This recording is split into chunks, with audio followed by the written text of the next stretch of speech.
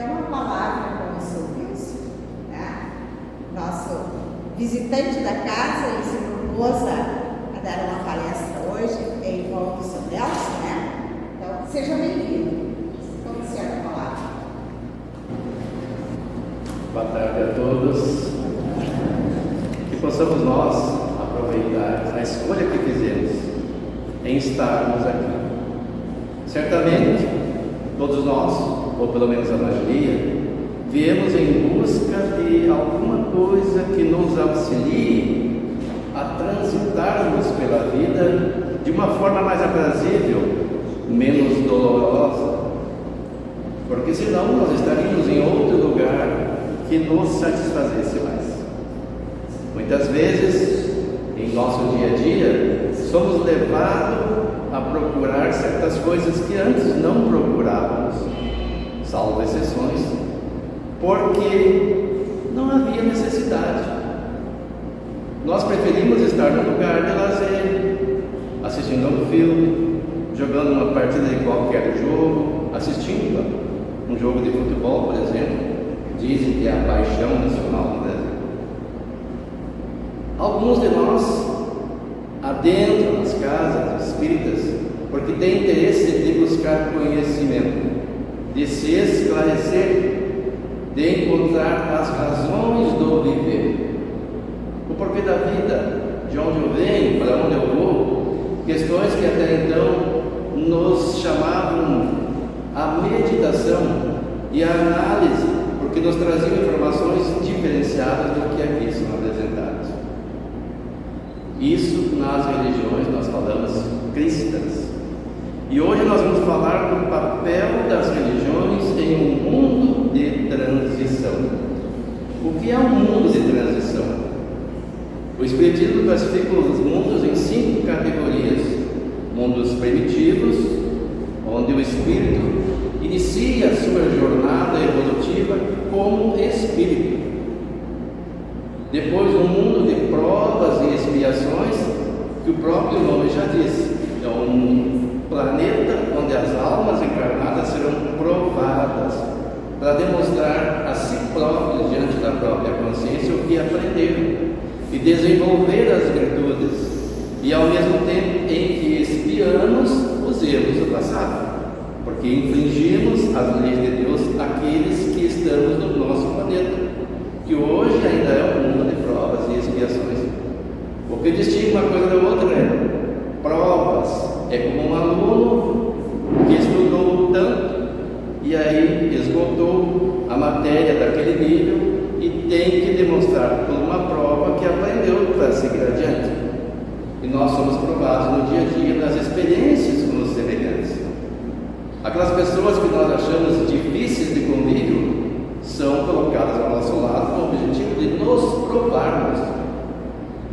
Eu aprendi com Cristo como proceder, dizia ele: perdoai as ofensas daqueles que vos ofenderam, e deu o exemplo extremo na cruz. Nós aprendemos, ou só ouvimos falar, lemos a respeito. Agora está na hora de provar. Eu sou capaz de perdoar? E o perdão, na verdade, não objetiva beneficiar o agressor, o ofensor, mas libertar aquele que se sente ofendido.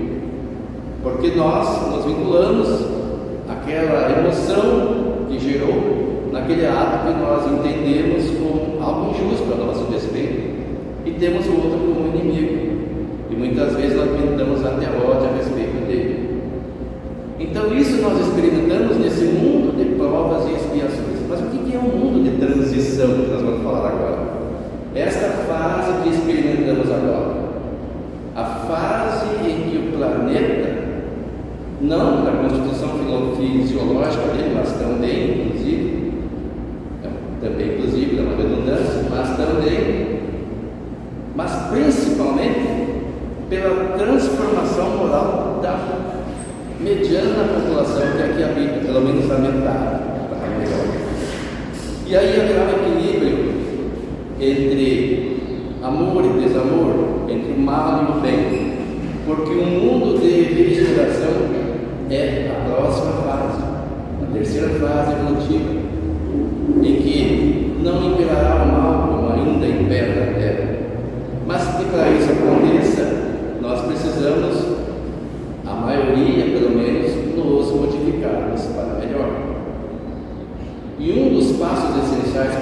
aprender a perdoar. Como eu disse, não essencialmente para beneficiar o ofensor, mas para nos beneficiarmos, porque então eu começo a gerar uma energia diferente, uma energia vibracional mais harmônica, porque não estarei alimentando ressentimento nem ódio, e a vida se torna melhor.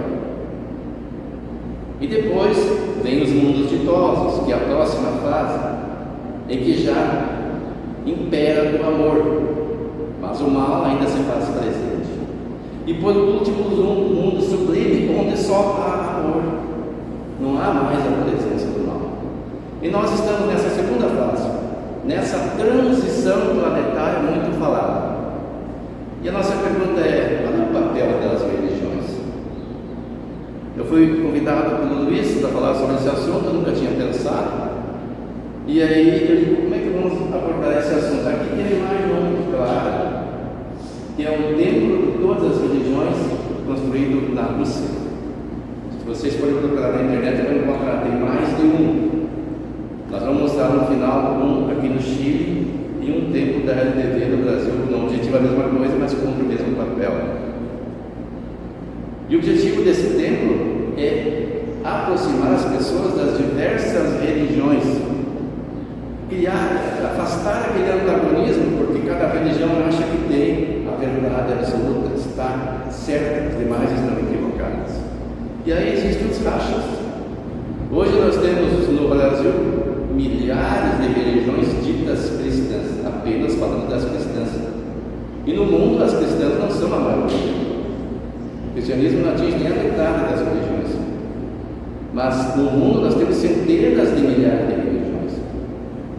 E qual seria o papel ideal dessas religiões? Daí nós encontramos lá nessa obra do Vinícius Lousada, que é Inteligência Espiritual para Casa sobre a Rocha, algum assunto que vai nos ajudar.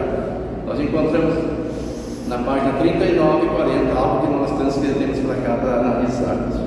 Escreve ele: vislumbramos no campo da convivência social a propagação de uma ética imediatista e utilitária, que desrespeita o dever de considerarmos em nossas atitudes a felicidade do próximo.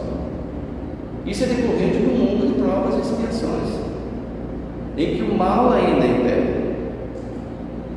Essa ética, forjada no seio de uma filosofia de vida materialista e de praxis consumista, estabelece a desordem social e materializa o egoísmo humano de uma forma avassaladora, invadindo, inclusive, o âmbito dos espaços destinados à propagação da fé e da espiritualidade. E daí ele pega um alerta do benfeitor Camilo, que é o guia espiritual de... Deixa eu ver se eu pego o nome que eu esqueci aqui. O Raul Teixeira. E o Camilo diz o seguinte, nessa obra: o materialismo penetrou o seio das instituições religiosas inauguradas no mundo, e elas passaram a ser governadas pelo espírito de astúcia, de engodos, de exploração sentimental, de irracionalidade, e quase tudo o que se costuma buscar nas casas de fé tem sido o auxílio divino para a melhora da vida material. Quem seja a chance de ter, de adquirir, de comprar, de consumir, de ganhar mais no afã de se construir o reino dos céus aqui mesmo, por entre os mexiflórios da terra. E mexiflório, só para que a gente entenda, significa algo sem valor, engenharia, acontecimento, fato confuso, embrulhado. O que essa introdução está nos dizendo? Que em razão do que as pessoas buscam, eu falei, o que nós vamos buscar aqui? O que as pessoas buscam nas religiões? Camilo está dizendo que as pessoas buscam coisas materiais. E o Vinícius diz que isso é decorrente da nossa filosofia de vida, que é materialista, consumista, E algumas pessoas perceberam esse nicho de possibilidades para seus interesses imediatistas, materialistas, não necessariamente espiritualistas, e viram ali uma oportunidade de conquistar poder, de conquistar dinheiro, de viver bem às custas da fé.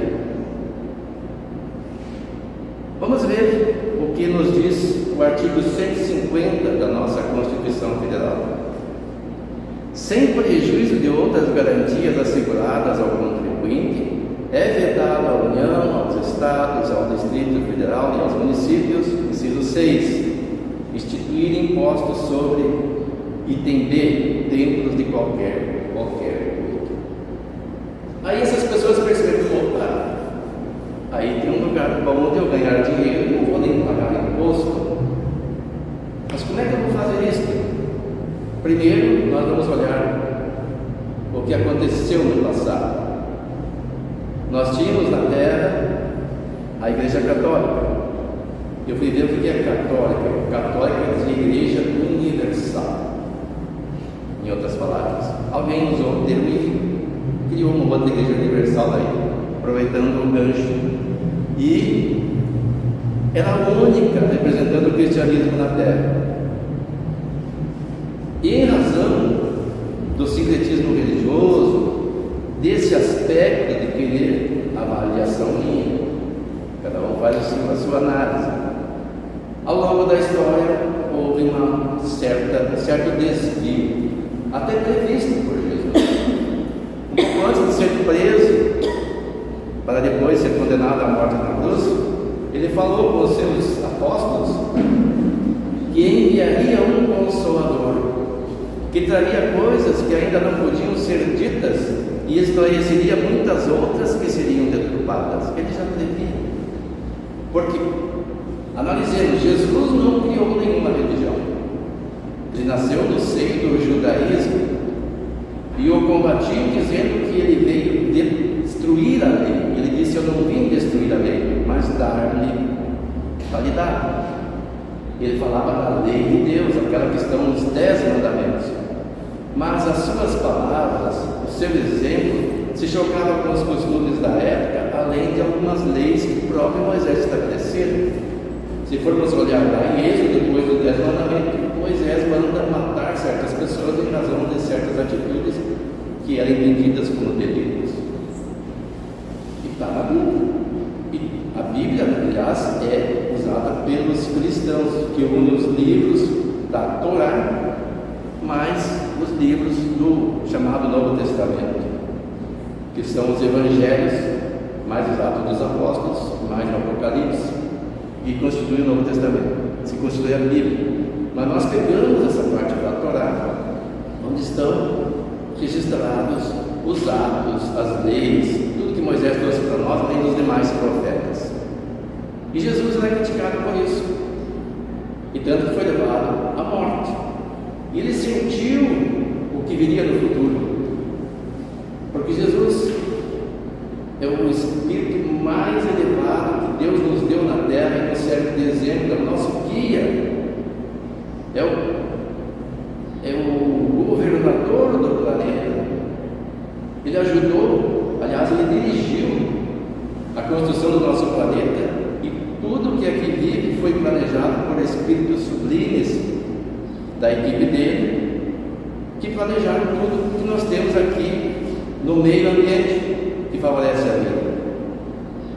E ele sabia que logo depois da sua morte, passado algum tempo, se criariam movimentos, que o primeiro foi os homens do caminho, que criaram um lugar para socorrer os infelizes, os desgraçados, e só eram tolerados porque eles atendiam aquela parcela da população que a sociedade de então não queria leprosos, inclusive leprosos, que não podiam nem chegar perto das demais pessoas da sociedade, e tinham o seu nome riscado no livro da vida, não tinham mais os direitos.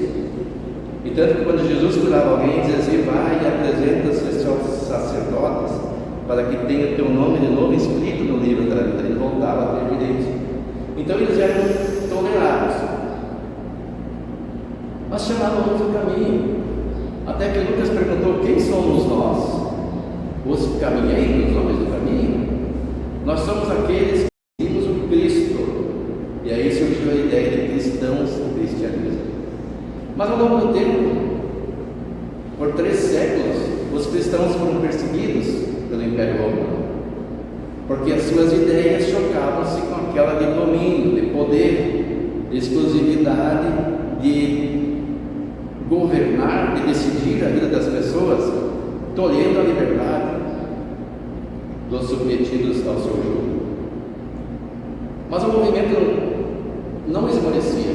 Embora muitos foram mortos, ele permanecia firme, até que se teve a ideia de tornar o cristianismo religião do Estado. E aí começou, através do sincretismo, as mudanças, as deturpações, as acomodações, porque o objetivo era expandir o máximo possível aquela religião cristã, convertendo os chamados pagãos, que éramos todos nós que não estávamos naquele grupo inicial. A gente fala pagãos, pensa aqueles que não são cristãos. Quantas encarnações nós já vivemos? O cristianismo foi crescendo, hoje abrange, como eu disse, ainda não está na metade da população. Então, é quase certo que nós fomos também pagãos. Isso era imposto à força, não era como Jesus veio trazer a sua palavra, o seu exemplo, para que as pessoas se convencessem. Era imposto à força, por guerras. E para acomodar os pagãos convertidos, houve esse sincretismo, essas mudanças. E Jesus previa isso. E aí ele prometeu o Consolador, que viria recompor as coisas como elas deveriam ser desde a origem. E esses espertos que eu estou falando, depois que Lutero percebeu um desvio dentro da igreja, ele escreveu as suas cartas para mudança e não foram aceitas, todo mundo sabe a história, inclusive ele teve que fugir. E dali decorreu que ele fundou o luteranismo, a igreja luterana. Abriu um precedente. As pessoas perceberam: opa, se Lutero fez, eu não posso fazer. E aí começou, cada um lia a Bíblia, fazia a sua interpretação, achava que era melhor de uma forma, achava que era melhor de outra, estabeleciam certas regras e fundavam suas religiões. E aqui no Brasil, além disso, a nossa Constituição permite criar uma religião com 2 pessoas para começo. E essas pessoas perceberam, mas está aí um nicho bem interessante. O que as pessoas procuram nas religiões? Elas querem poder, elas querem dinheiro, querem saúde. Vamos oferecer isso a elas. Vou oferecer, não quer dizer que vão dar. E tem algumas que até simulam. Aí começam a vender águas, eles chamam santas, tá? O termo que usam, a preço de dinheiro. Começa a desafiar as pessoas a dar quantia X, tanto será mais abençoado, e divulgam. E colocam pessoas dando depoimentos que você conseguiu aquilo em razão do que fizeram, que são rituais, que são coisas materiais, e poucos se preocupam em pregar a reforma das pessoas. Não estão muito interessados. Tem até religiões ditas cristãs no Brasil, não vou dizer quem quiser que procure, que o líder maior defende o aborto. Será essa religião uma representante de Cristo na Terra? Então as religiões, na verdade, nesse momento estão, não digo todas, mas principalmente as mais recentes que surgiram, as não tradicionais, por essas razões que eu mencionei.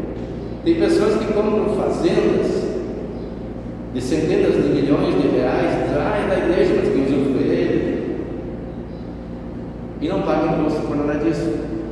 E tem uma legião de fiéis, esses templos são lotados, basta nós olharmos na televisão.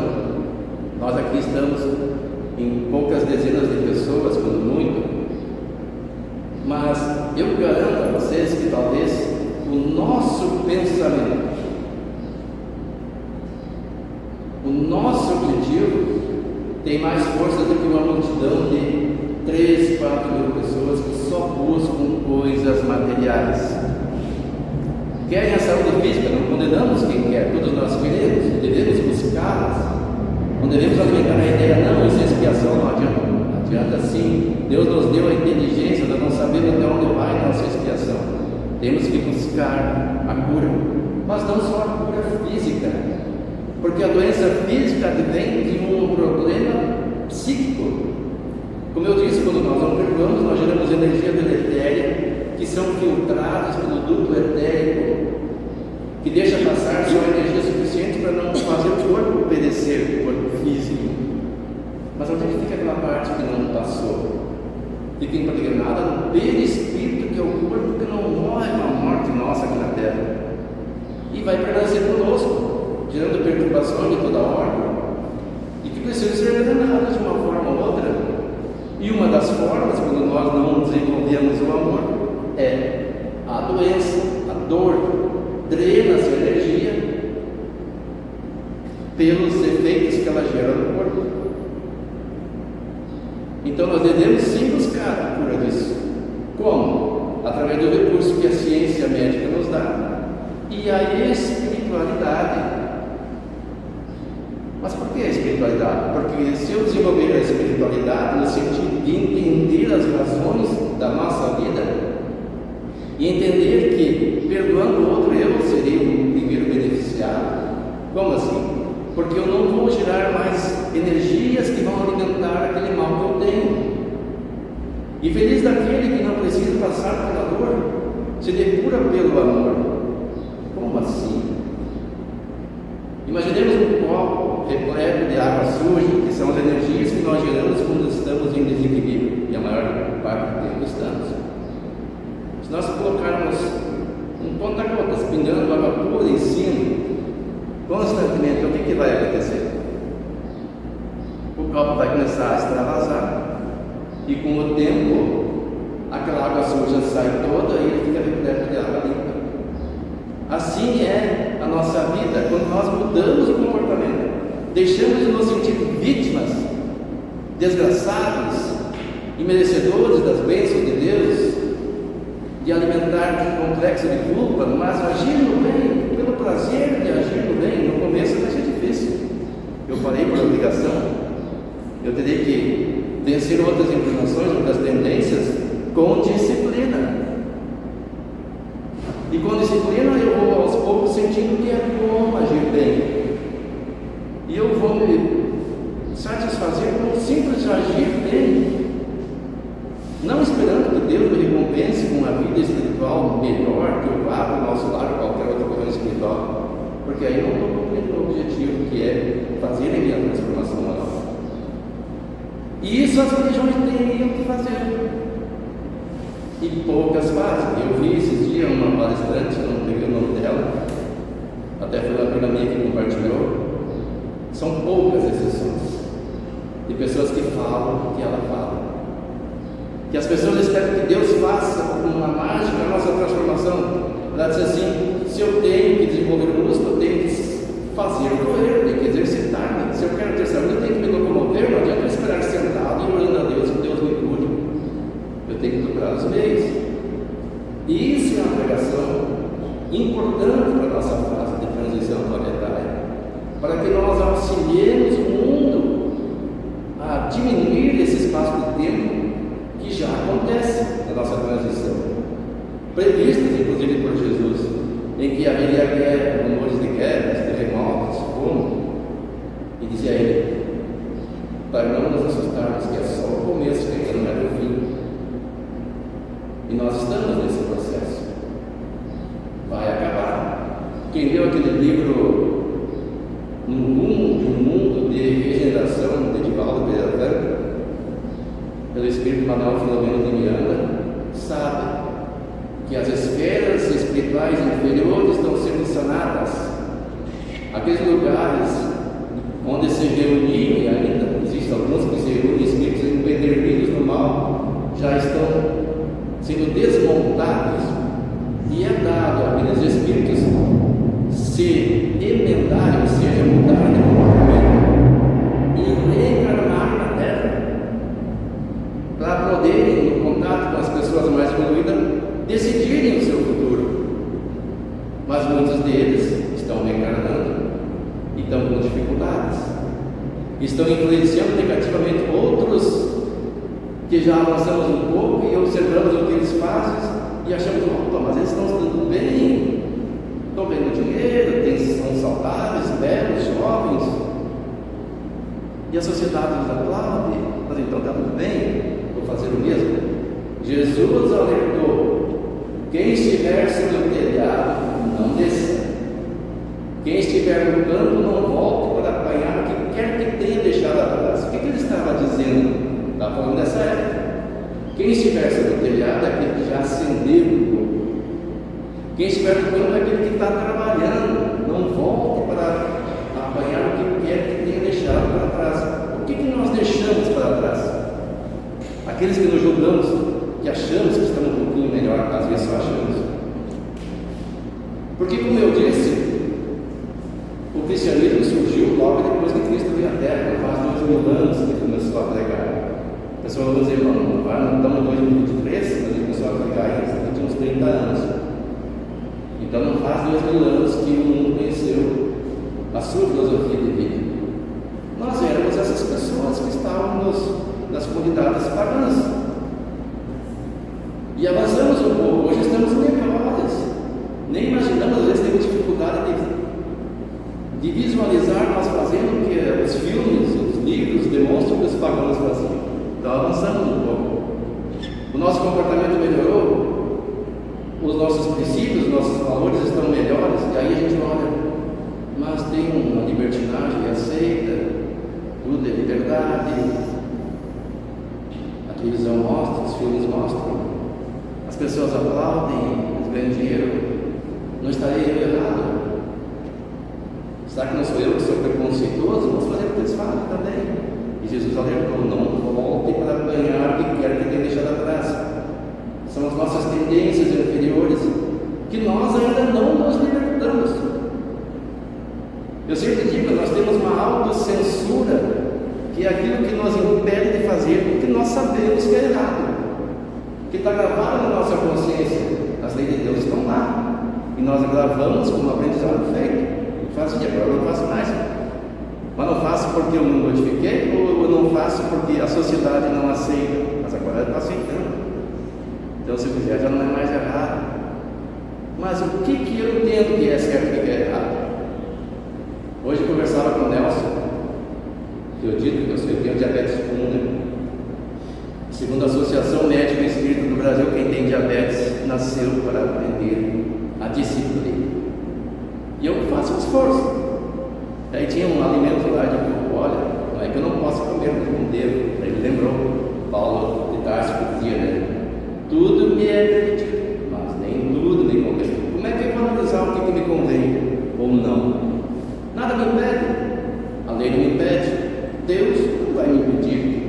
Ele trouxe para nós Jesus e os apóstolos, os missionários que vieram depois para dar o exemplo. E para dizer assim é melhor, assim não é tão bom. E trazer o conhecimento da lei de causa e efeito, que já sabe. Tem alguns que dizem assim, é bem fácil. O que eu não puder fazer na luz do dia publicamente, então não devo fazer. Aquilo que se eu fizer hoje, como é que eu vou me sentir amanhã? Faça uma análise. Vou me sentir bem ou vou me sentir com complexo de culpa? Se eu vou me sentir bem, então faça. Se não, vamos fazer esforço para não fazer. E chegará um dia que nós faremos só as coisas boas, não poderemos imaginar fazendo as coisas equivocadas, porque isso é natural em nós. Mas enquanto isso, nós podemos ter a tendência a retroceder. Mas o livro dos Espíritos não diz que ninguém retrocede. De fato, ninguém retrocede. Mas como eu disse, nós estamos no mesmo patamar evolutivo da sociedade terrena. Ah, mas eu não faço só outras coisas, mas está no mesmo patamar. Vamos comparar. Uma pessoa está no terceiro ano do ensino fundamental. Tem uns que já estão aptos para ir para o quarto ano, outros mal aprenderam as primeiras matérias, mas estão todos no mesmo patamar. Ninguém pode sair dali sem passar pela prova do final do ano. Então, se eu acho que não está bom, não adianta eu lutar para que o meu irmão se transforme. Eu tenho que me melhorar, passar pelas provas. E não é que Deus Deus vai aplaudir, dar-me uma bênção. Eu estarei no outro padrão migratório, em consonância com aqueles espíritos que estão num outro grupamento de espíritos bem melhor do que nós. Então eu poderei escolher se eu quiser continuar nascendo na Terra ou num mundo melhor. Já passarei de ano. Eu só repito se eu quiser. E nós temos vários exemplos de pessoas que passaram por esse trabalho evolutivo e estão aqui nos auxiliando em espírito, alguns até reencarnam, porque querem, são missionários. Um exemplo é Bezerra de Menezes, que ao desencarnar, lhe foi dito que ele poderia escolher um outro planeta para encarnar. Ele pediu que ficasse mais tempo, e lhe foi concedido. Ele está em espírito nos assistindo, sempre. Às vezes nem nos damos conta, porque nós temos uma ficha espiritual própria que nos facilita ou dificulta a assistência espiritual. Não que impeça, porque ninguém está desassistido, mas o nosso padrão vibratório pode impedir. E tem uma equipe de espíritos que trabalham com ele que nos socorrem. Eles podem estar aqui dependendo das nossas necessidades e dos méritos ou deméritos, talvez não estejam. Mas geralmente estão, porque é um grande número de espíritos. E então, nesse processo de depuração, quando nós atingimos aquele patamar que não vamos mais retroceder, nós não seremos mais tentados. Nós não vamos voltar para apanhar coisas do passado. Vamos olhar para aquilo e ver um devaneio. Então nós já andamos um pouco. Mas muitos irmãos nossos, de certas religiões mais flexíveis, percebem que se disserem isso para o público, não vai ter um grande público e a arrecadação vai cair. O objetivo é arrecadar, não é transformar pessoas. Não estão cumprindo o seu papel. E nós vemos aqui, 2012, dezembro, isso foi lá no G1, uma matéria que dizia o seguinte: em um país tão grande e tantas diversidades, as religiões ganham um significado muito importante. Segundo o Instituto Brasileiro de Geografia e Estatística, os católicos são maioria no Brasil, representando aproximadamente 64,6% da população. Os evangélicos representam 22,2%. 2012, veio o mais recente. Esse aqui é no Estadão, 7 de dezembro de 2023. Desde a redemocratização, não houve mudança maior na característica da sociedade brasileira do que a religiosa. No pleito de 1989, apenas 9% dos eleitores declaravam evangélicos. O Estadão fez um levantamento aqui relativo às eleições daquela época. E hoje, esse número, mesmo sem a contagem oficial do censo, supera os 30%. Considerando as pesquisas realizadas pelos maiores institutos do país. Então vamos ver lá, eram 22,2%, hoje já são 30% de evangélicos. Uma corrente que triplicou em pouco mais de 30 anos. E aí é interessante, o aumento de evangélicos não é o único ponto que vai destronando o Brasil de posição do país mais católico do mundo. Entre os jovens de 16 a 24 anos, em levantamentos feitos pelo Datafolha na última eleição, a expressão de pessoas sem religião já supera qualquer linha dogmática existente. Aí nos chama a atenção entre 16 e 24 anos. Por quê? Porque estão nos bancos acadêmicos, onde impera o materialismo, salvo algumas exceções. Eles começam a analisar o que as religiões dizem. Aceita Cristo, tu vai para o paraíso. Não aceitar, você vai para o inferno. Qual é a lógica disso? Onde fica o paraíso? Onde fica o inferno? E um monte de coisas. Aí eles analisam.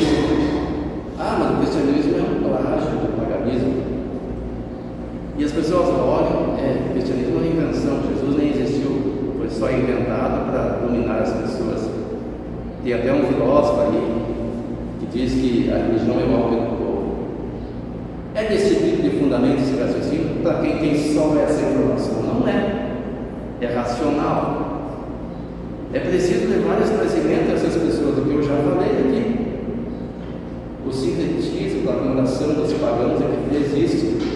E se formos analisar, tem muito mesmo de plágio.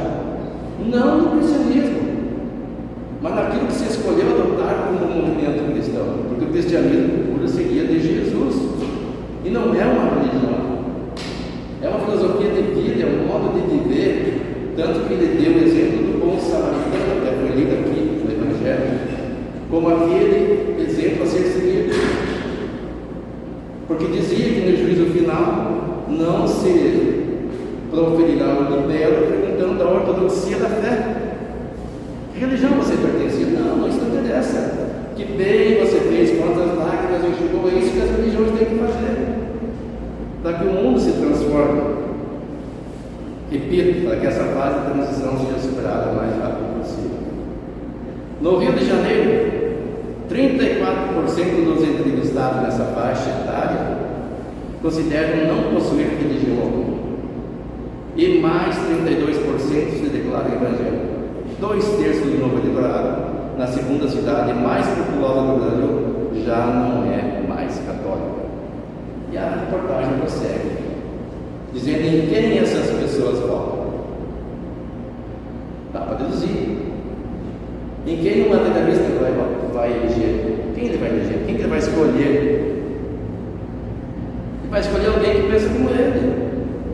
Alguém que defende a vida física unicamente, o gozo máximo, a destruição dos valores, a duras penas conquistado, o choque contra as culturas tradicionais, não que a gente deva ser tradicionalista e não evoluir, mas os valores principalmente.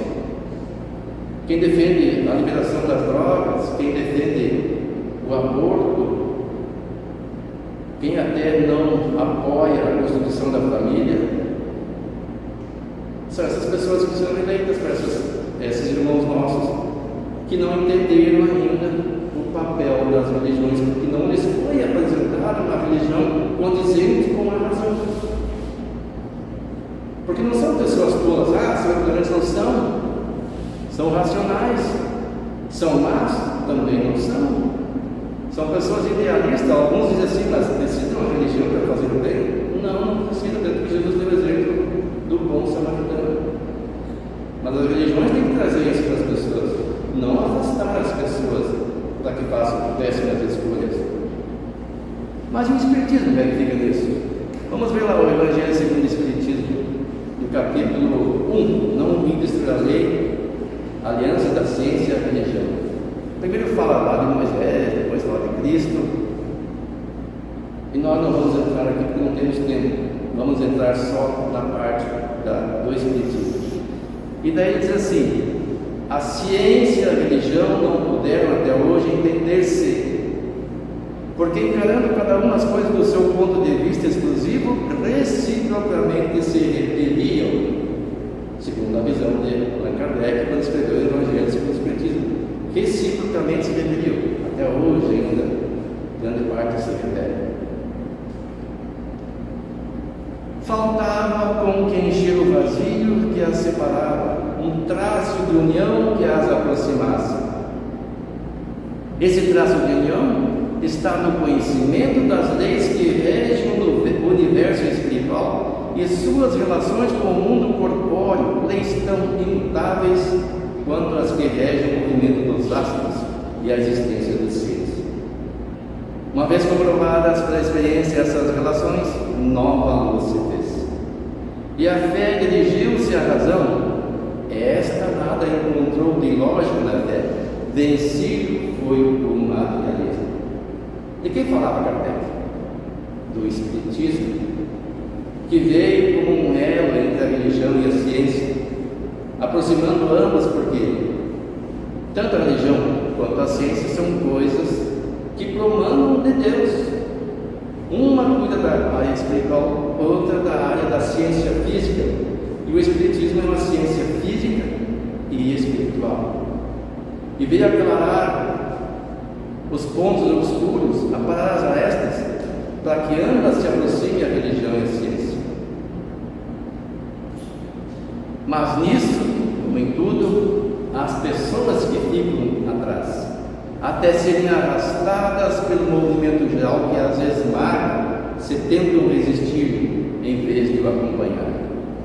É toda uma revolução que neste momento se opera e trabalha os espíritos. Isso já no século passado, anterior, aliás, foi no século XIX, falava Kardec, insistem até hoje. Após uma elaboração que durou mais de 18 séculos, que estava lá em 1860 e pouco, chega a ela a sua plena realização e vai marcar uma nova era na vida da humanidade. Fáceis são de prever as consequências. Acarretará para as relações sociais inevitáveis modificações, as quais ninguém terá força para supor, porque elas estão nos desígnios de Deus e derivam da lei do progresso, que é a lei de Deus. E aí eu hoje me lembrei da fala de Jesus: vós sois o sal da terra, e se o sal for insípido, com que se há de salgar? A quem se referia? A todos nós, sem exceção. Para nada mais presta, senão para ser lançado fora e ser pisado pelos homens. Vós sois a luz do mundo. Não se pode esconder uma cidade edificada sobre um monte, nem se acende a candeia e se coloca debaixo do alqueire, mas no velador, e dá luz a todos que estão na casa. Assim resplandeça a vossa luz diante dos homens, para que vejam as vossas boas obras e glorifiquem a vosso Pai que está nos céus. Lá em Mateus capítulo 5, versículo 13 a 16. Jesus está dizendo para nós que nós somos o sal da terra que dá tempero à vida, a luz do mundo que traz a claridade, que ilumina as consciências. Mas se o sal for insípido, dizia ele, para quê? Vai servir para ser pisado pelos homens e ser lançado fora. E nos recomenda colocar a luz sobre o velador, para que todos vejam que tem pessoas que sabem, aprendem e guardam para si. Não, nós temos que levar ao mundo. Como? Falando? Não. Falando também. Mas acima de tudo, exemplificando, porque ele diz assim: para que vejam as vossas boas obras e glorifiquem a vosso Pai que está no céu. Esse é o objetivo primordial. E aí nós estaremos auxiliando a transição planetária. Quer dizer, então, que o Espiritismo é a melhor religião? Para começar, o Espiritismo é religião? Existe um debate bem profundo aqui no movimento espírita a esse respeito. Vamos ver a resposta dirigida aos espíritas lioneses, isto lá em 1862, no ano quinto, pelo fundador do Espiritismo, Allan Kardec. O que ele disse aos espíritos lioneses? Quem quiser pode pesquisar na internet, está na revista Espírita. Visando a desacreditar o Espiritismo, pretende alguns que ele vai destruir a religião. Então o que o Espiritismo era acusado? Era combatido por quê? Diziam: ele vai destruir a religião, porque o que ele está dizendo não é conforme a religião. Por que combateram Jesus na época? Porque também entendiam que ele ia destruir a religião. Porque ele falava coisas que os sacerdotes não defendiam. Expulsou os vendilhões do templo, e hoje nós vemos os vendilhões em quase todos os templos. Os templos suntuosos, vendendo promessas que não se cumprem, iludindo as pessoas. Sabeis que é exatamente o contrário, pois a maioria de vós quem? Os espíritas de Leão, que mal acreditáveis em Deus e na alma, agora creem. Quando que não acreditava em Deus na alma? Quando não conhecia o Espiritismo. O Espiritismo era recém-nascente. Ele surgiu para nós com a publicação do Livro dos Espíritos a 18 de abril de 1857. Isso aqui foi publicado em 1862, fazia pouco tempo. Então, aqueles que não acreditavam em ser espiritismo estudando, tinha a Sociedade Parisiense de Estudos Espíritas, fundada por Allan Kardec. Foi o primeiro grupo espírita, se tem notícia, organizado no mundo de uma forma disciplinar e que buscava aprender coisas e ensinar os demais. Quem não sabia o que era orar, ora com fervor.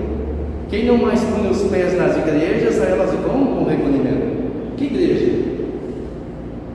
Centro Espírita é uma igreja? Que eu saiba, não. O Centro Espírita não tem rituais, não tem imagens, não tem nada vinculado às religiões. Ele falava dos espíritos leoneses. Agora voltavam às igrejas.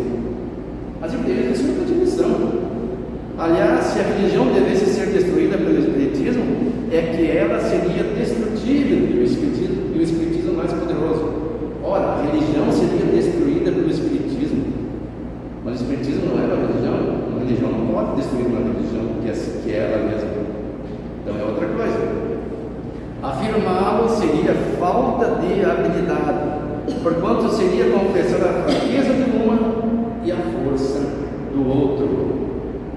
E aí ele diz: o Espiritismo é uma doutrina moral que fortalece os sentimentos religiosos em geral e se aplica a todas as religiões. É de todas e não pertence a nenhuma em particular. Por isso não aconselha ninguém que mude de religião. Ele não diz: sai do catolicismo, vá para o protestantismo, ou vá para qualquer outra religião. Deixa cada um a liberdade de adorar a Deus à sua maneira e de observar as práticas ditadas pela sua consciência, pois Deus leva mais em conta a intenção que o fato. A mensagem inicial dizia, né? Quem era o próximo do próximo? O bom samaritano. E depois cada um ao templo do vosso culto, e assim provareis que vos caluniam quando vos acusarem de impiedade. O que Kardec está dizendo aí? Quer dizer que o espírita pode ir numa religião, ir num templo que ele escolher? Sim, é o que está dizendo Kardec. Quem somos nós para dizer o que o fundador do Espiritismo disse?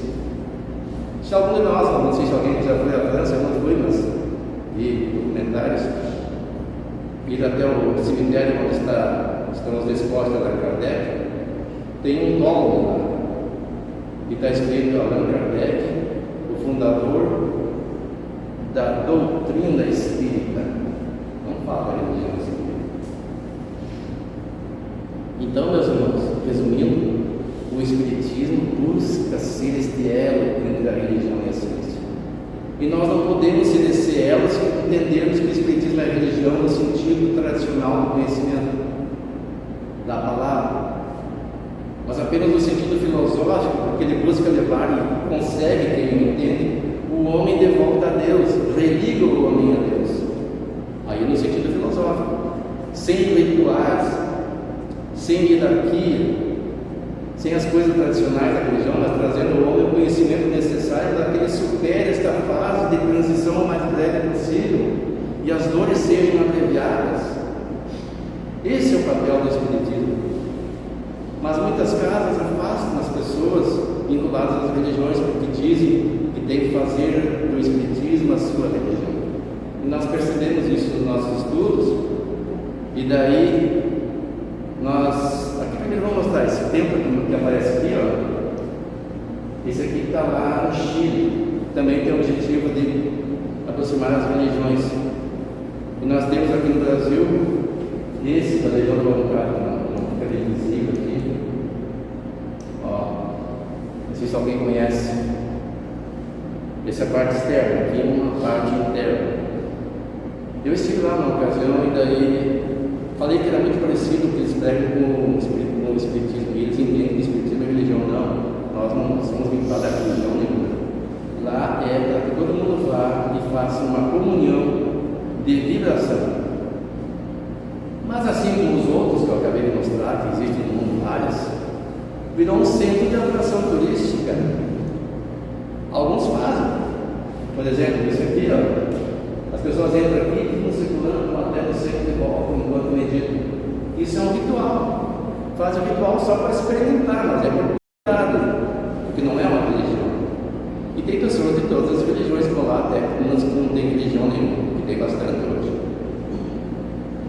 Mas como eu estava dizendo, o que tem em nossas casas espíritas? Nós percebemos na nossa que tinha alguma coisa, fizemos uma mudança. Esse aqui é o estatuto lá da Sociedade Espírita Fé e Esperança, que da Sociedade Espírita da Expressa. Capítulo 2, os associados e seus direitos e deveres. Diz assim, artigo 5º. O associado é a pessoa física sem distinção de sexo, nacionalidade, raça ou posição social, que faça do Espiritismo sua convicção e que acate os estatutos e demais normas da associação. Não está dizendo que faça do Espiritismo a sua única religião. E eu já vi estatutos que dizem isso. Porque se nós colocarmos lá que faça do Espiritismo a sua única religião, vamos limitar o número de pessoas que vão frequentar o centro espírita na condição de associados. Porque interessa a dívida, quem quiser, mas associados vai ser só aquele que se disser espírita religioso.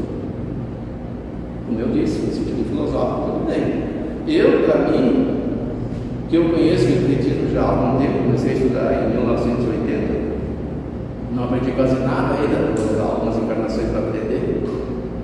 Já entendi que para mim é o suficiente o conhecimento espírita, que eu não dependo de religiões dogmáticas, de rituais, para me conectar com Deus. O único meio de eu me conectar com Deus é vibracionalmente. Como? Mudando meus pensamentos para melhor, amando mais o próximo, com sabedoria, porque muitas vezes nós não temos a sabedoria para amar de verdade o próximo. E aí precisamos amarmos a nós mesmos primeiro, porque ninguém pode amar o próximo e não amar a si mesmo. Amai ao próximo como a si mesmo, disse Jesus. Ele não falou simplesmente amai o próximo, como a si mesmo. E agir, porque não basta não fazer o mal, é preciso fazer o bem, nos alerta do Evangelho. Porque nós seremos responsáveis por todo o mal que advier do bem que não tivermos feito. Olha, se eu tenho a oportunidade de falar a alguém, dar orientação e eu não fizer, se eu estou transitando na estrada e vejo um obstáculo, eu desvio por sorte e não parar para tirar o obstáculo ou sinalizar ou chamar alguém que possa removê-lo, eu serei responsável pelo mal que advier que os outros vão passar por ali. Começa por aí. Então nós temos que sempre fazer o bem. E os nossos centros espíritas têm que parar de barrar a entrada de pessoas que não se dizem da religião espírita. Mas por que o Espiritismo diz que é uma religião? Nós estamos avançando no tempo só para nós entendermos. Até o começo do século XX, no final do século XIX principalmente, no Espiritismo, no Brasil, o Espiritismo era tido como crime. As pessoas eram presas por serem espíritas. Era associado à bruxaria, feitiçaria. E alguém, como sempre tem, né, no Espiritismo primeiro entrou nas classes mais esclarecidas, percebeu que a Constituição dá liberdade de culto no Brasil. E aí instituíram o Espiritismo a religião para fugir da perseguição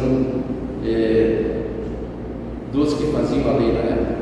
Mesmo assim, no começo do século XX ainda houve uma perseguição, depois se abrandou, hoje não existe mais. E por causa disso ficou a ideia que o Espiritismo é religião. Mas na origem não era assim. E aí, é errado dizer que é religião? No sentido filosófico, não, muito que bem, mas temos que entender isso claramente. Nós não podemos barrar o ingresso de pessoas por distinção de raça, de cor, de sexo, de orientação sexual. Nós estaremos tirando do nosso convívio irmãos muito úteis à causa, ao movimento, e tolhendo a eles também os conhecimentos que já nós temos, que nós sempre estamos buscando mais e precisamos de mais para acelerar esse processo de transformação planetária. E assim, as religiões que estão aí, que acham que são concorrentes nossas, entenderão que nós não somos concorrentes deles e aos poucos vão assimilar o nosso conhecimento no seu movimento. Nós temos no Brasil um padre que se declara publicamente no livro dele, padre espírita, e está lá fazendo seu trabalho. Em São Antônio temos um irmão nosso conhecido, que dentro de uma igreja católica, num certo bairro lá, tem prática mediúnica dentro da igreja. Ele sentiu que ia falar uma mediunidade e falou para o padre que ia ser retirado. Ele era como é que chama a pessoa aqui? Presbítero. E daí o padre disse, não, você vai fazer esse trabalho aqui mesmo. Você vai um dia, uma arte, vai fazer aqui mesmo. Alguns se incomodaram, se retiraram daquela comunidade e foram para outra igreja. Mas ele está lá fazendo seu trabalho. Ele não tem um conhecimento aprofundado teórico, mas tem prática. Ele tem as aulas básicas em casa, ele lê. E é esse o papel do Espiritismo, levar as pessoas esse entendimento das questões espirituais. Claro que as religiões cumprem o seu papel. Aqui não podemos falar muito, mas foi em 2017 que foi feita essa reforma. O presidente na época era o Luiz, que atualmente é o mesmo hoje, foi eleito depois de algumas eleições. E a secretária a Terezinha de Jesus Carneiro. Então fica para nós esta reflexão: qual o papel das religiões neste mundo de transição, que deveria ser o mesmo desde a origem que foram fundadas? Que as pessoas reflexionemos a respeito. E qual é o nosso papel? O que nós estamos fazendo para que essa transição chegue ao seu fim? Vamos ficar eternamente no mundo de transição? Tá bom assim? Não dá, né? Nós temos recursos, nós temos conhecimento tecnológico, a medicina, a ciência evoluiu de maneira exponencial. Falta vencer o egoísmo, o orgulho, a prepotência e ampliarmos a solidariedade, a fraternidade e o amor acima de tudo. E então nós estaremos aos poucos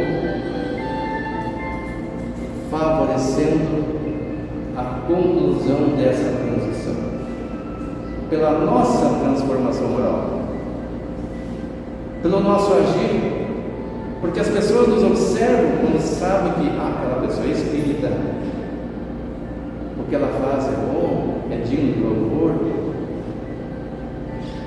Devo ou não fazer o mesmo?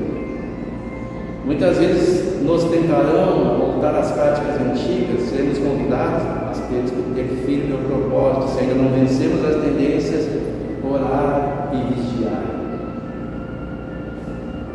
para que sejamos assistidos e sejamos colaboradores nesse processo. Então fiquemos com essas reflexões e que Deus nos abençoe a todos pela escolha de hoje. Muito obrigado.